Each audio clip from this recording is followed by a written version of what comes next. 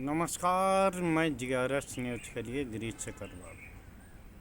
आज का ब्लॉग मैं दो खबरों को जोड़कर बनाने वाला हूं। निश्चित तौर पर ये दो खबरें, एक तो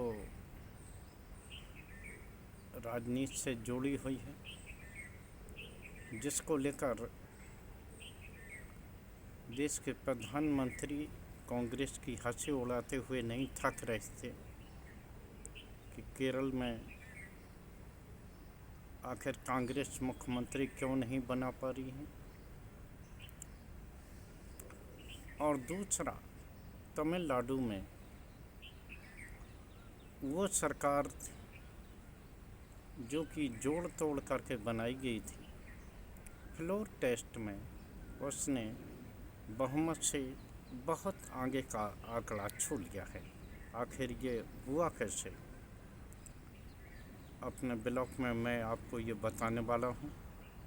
सबसे पहले इसकी शुरुआत केरल से ही की जाती है। केरल में कांग्रेस के नेतृत्व वाले यूडीएफ गठबंधन को स्पष्ट बहुमत मिला है, लेकिन अभी तक कांग्रेस ये निश्चय नहीं कर पाई है कि आखिर केरल में उसकी सरकार का मंत्री होगा कौन, मुख्यमंत्री कौन बनेगा। जबकि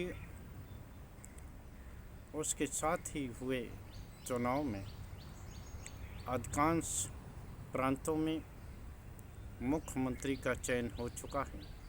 यहाँ तक कि उसके नेतृत्व में ही बने तमिलनाडु के गठबंधन में भी सरकार ने अपना कामकाज संभाल लिया। खैर, कल दिल्ली में हुए मंथन के बाद जिस तरह के हमारे सूत्र जानकारी दे रहे हैं, वी सतीशन केरल के नए मुख्यमंत्री हो सकते हैं। दिल्ली में मात्र 3 दावेदारों पर चर्चा हुई। वी सतीशन जो कि संगठन के व्यक्ति हैं और केरल में ही रह के वो अपनी राजनीति को धार देते हैं। दूसरे रमेश चेन्निथला और तीसरे केशव वेणुगोपाल जो कि राहुल गांधी के काफ़ी खास माने जाते हैं। निश्चित तौर पर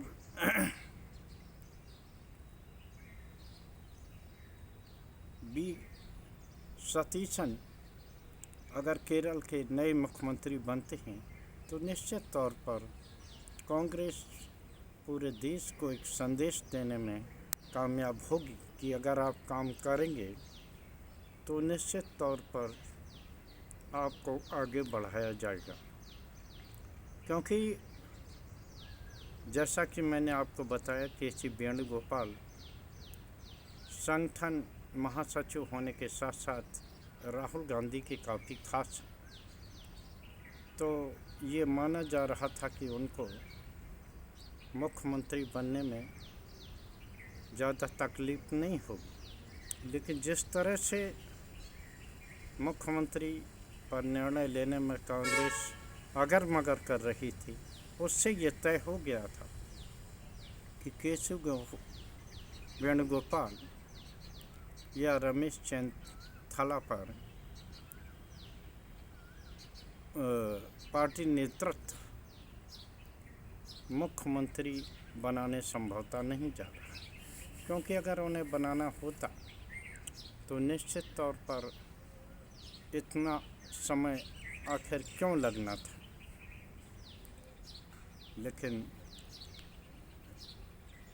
इतना समय लगा और आज पार्टी नेतृत्व इस बारे में निश्चित तौर पर विधायक दल की केरल की बैठक में नेता चुनकर ये संकेत दे देगा और इसकी घोषणा भी संभवतः आज ही हो जाए। खैर, जैसा कि मैंने बताया कि अगर वी सतीशन मुख्यमंत्री बनते हैं, निश्चित तौर पर कार्यकर्ताओं में एक संदेश जाएगा जो ज़मीन पर रहकर अपनी राजनीति को करते हैं, कभी भी नेताओं की परिक्रमा नहीं करते।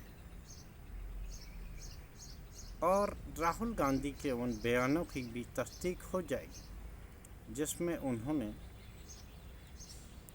परिक्रमा नहीं, पराक्रम करने वाले कार्यकर्ताओं को आगे बढ़ाने की बात कही थी। देखना है कि आज इस बारे में आखिर क्या रिजल्ट निकलता है। तमिलनाडु में भी कल हुए फ्लोर टेस्ट में जिस तरह से विजय को व्यापक समर्थन मिला और उनका पूरा गठबंधन जिनके सहयोग से उन्होंने सरकार बनाई थी, कांग्रेस, बीसीके और कम्युनिस्ट पार्टी और अन्य छोटे दल, निश्चित तौर पर वह इंटैक्ट रहे, जबकि AIAIDMK का विभाजन होता हुआ दिखा।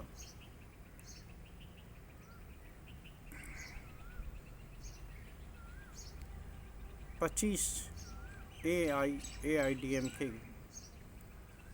के विधायकों ने नए मुख्यमंत्री विजय को अपना समर्थन और मत दिया। विजय को 144 मत मिले, जबकि विरोध में 22 मत मिले। स्टालिन की पार्टी DMK ने मतदान का बहिष्कार किया। निश्चित तौर पर ये दर्शाने को काफ़ी है कि अब तमिलनाडु की परिस्थिति बदल। शपथ ग्रहण समारोह के बाद फ्लोर टेस्ट एक बड़ा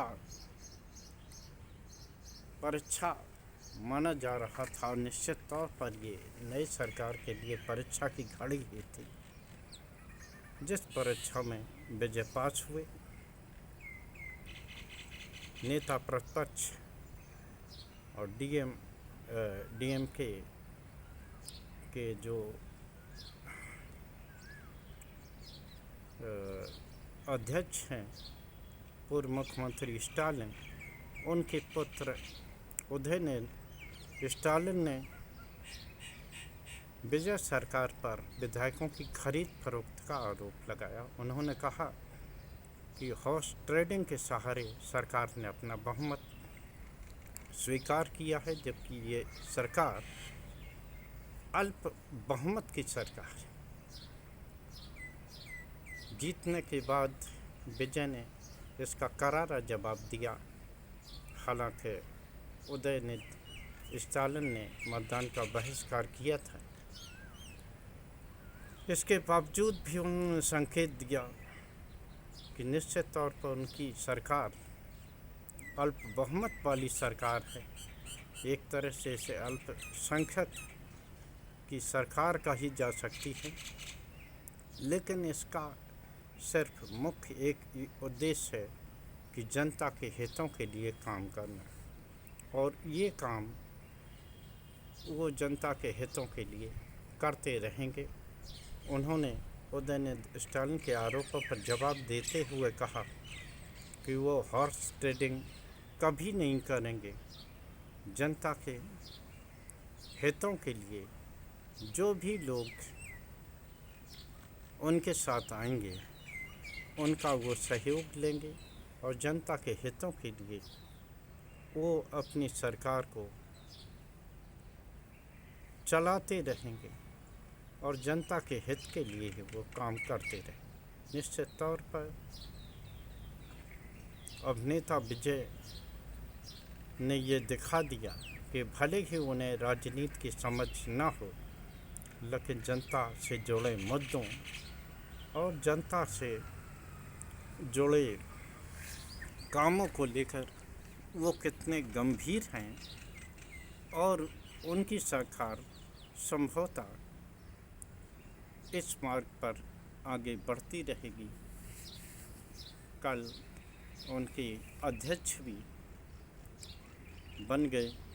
निश्चित तौर पर जिस प्रकार का जनादेश आम जनता ने दिया है, नए मुख्यमंत्री विजय संभवतः उसी जनता की मंशा को आगे बढ़ाते हुए दिखेंगे। आज के ब्लॉग में बस इतना ही।